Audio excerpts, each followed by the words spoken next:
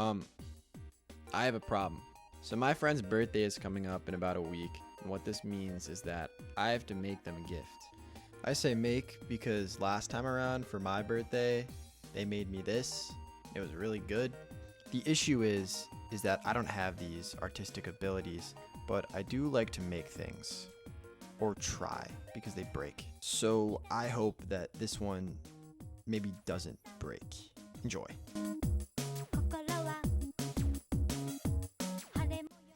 Now, before I can build it, I first have to figure out what it is I'm going to actually build. I decided to make a timer. I figured it would be pretty functional compared to some kind of like digital scrapbook thing, but also there would be some room for personality with UI and case design. I settled on this first design for a rotating timer where you flip it to one side and it changes like the countdown from 5 to 10. This is because I saw it on Instagram. I say first design because this will all change soon, and then it will change again after that. And then I think it might change one more time, but I kind of forgot. Okay, so I have all this stuff. Yeah, all this right now. So out of all those things, I decided to use these, an ESP32C3 or a Super Mini, which is kind of the computer and the brains for everything. For the screen, it was a 1.3-inch OLED that I got off Amazon, like super cheap. And then for the accelerometer and the gyro, it was a MPU 6050, $2 off AliExpress, I think. I used a button and a piezo speaker, and for that, pretty much anything will do. Not pictured is the battery and the whole battery system with the charging board and the regulator and stuff like that, and all the 3D printed parts, which there were quite a few, and for that, any 3D printer would work. So after gathering my parts, I soldered on my headers, slapped everything onto this breadboard, wired it all up. But wait, I switched out the 1.3 for this OLED, same pixel count and everything. I go back to the 1.3 because every time the screen was on, it made a weird humming noise. Yeah, I don't know. Now that it's all together, it's time to figure out what I'm going to put on it. I decided to go for a custom font for everything on the UI.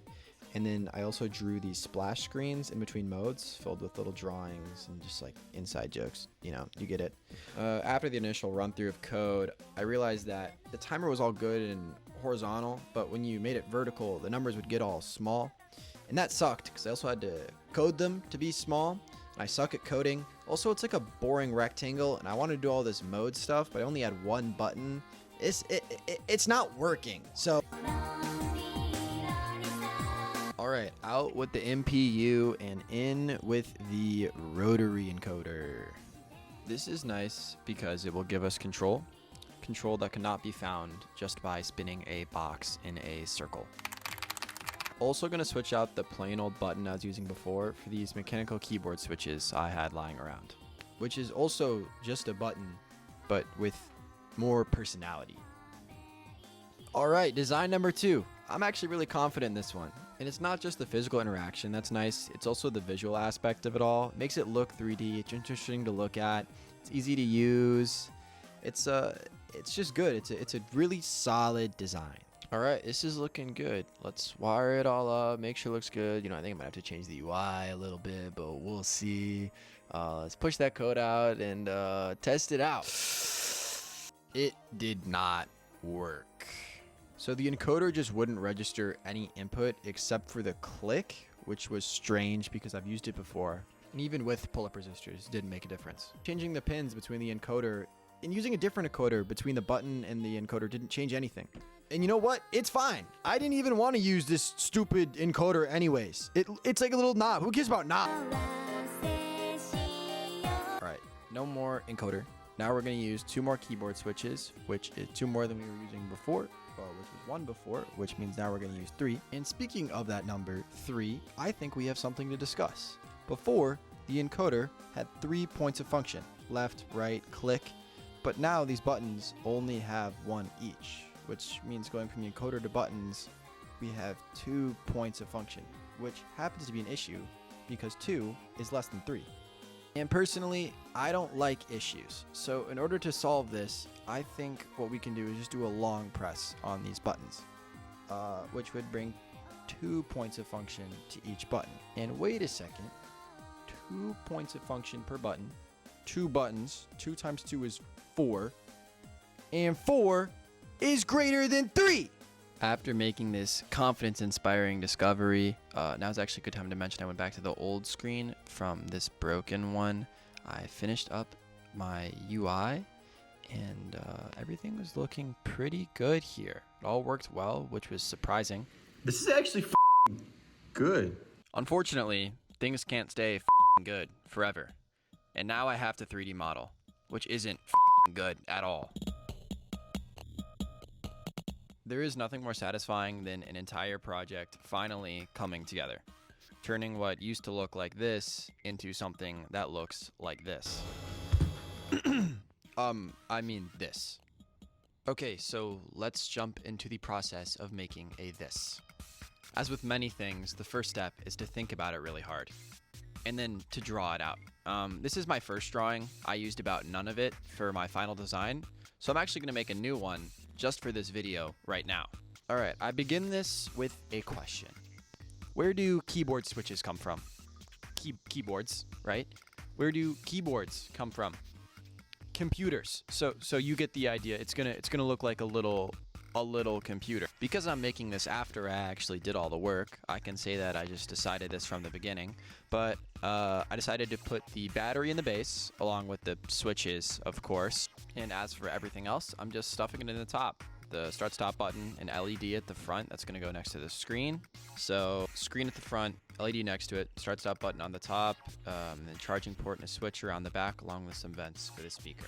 It's gonna look like this. The bottom having 2 switches and a battery, and the top having everything else with the plan of just stuff everything inside. Just remember this. It's gonna look like this eventually. We'll get there. Just believe me. Now this process... Oh, I don't even have my mic plugged. Now this process becomes measuring some more, and then drawing it out on Onshape. Anyways, this is my first draft for the base. What the f? This is my new first draft for the base. Now to make the other stuff. All I had was an idea of where I wanted to put stuff, and then I would measure it out, think that it would work, and then actually test it out and see if it would work. I did that for about 30 times probably until it worked good enough. No better time for finishing touches than 7:15 on a Sunday morning. If you listen carefully, I'm brushing my teeth in this video. So then the next step in the tutorial is to make oatmeal and watch anime. Okay, that 3D print should be done by now. Oh my f***ing god. It's okay, I'm sure that won't happen again. This wasn't even the second time. It happened like 5 times. Okay, last piece. This is good. Next up. Now I did all this while I was waiting for a print, which is soldering together the battery system, which I should actually explain. Okay guys, remember this? I'm gonna do my best to draw us a picture. This needs a little bit less explanation. I think the drawing can just explain most of it. The capacitor is going to be in between just after the switch and the ground, and everything is going to ground to the same ground. Also, I have these mega ohm resistors. One shorts to ground and the other goes to signal on the ESP32 to give me a battery reading. Okay, back to soldering. I don't have much to say other than soldering a tiny chip was really hard. Look at it. But yeah, just look at all this. Look at all this stuff. Okay, now it's time to paint it, which also means it's time to sand it. Okay, painting.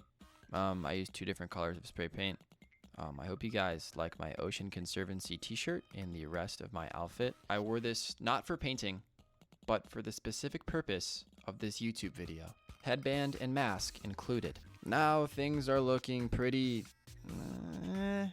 I don't know about this. The paint is just a little bit too thick for my liking, and it wasn't sanded well. I'm gonna do it again. Okay, now this is an improvement. That's a lot smoother. Colors look better. Nice. Now it really is time to put things together, which was just solder stuff together, stuff it inside, stuff it a little bit harder, And then, yeah. Actually, maybe I should test and make sure this all works. No f***ing way. I really did not think this was gonna work the first time around. Wow. Wow. Wow. So here it is. I mean, look at how beautiful it is. And did I mention that it works? What? And that it plays games. I put Breakout on here. You know, you can play games on your timer. And then you can also go through the settings. And then you can also time stuff. You can even shake it super hard and it's good. It's good. It works. Actually, I need to correct something. It does work. It actually works quite well. That is true. I keep saying you. You know, you can shake it. But what I should be saying is she. Listen, I'm not gonna lie to you guys.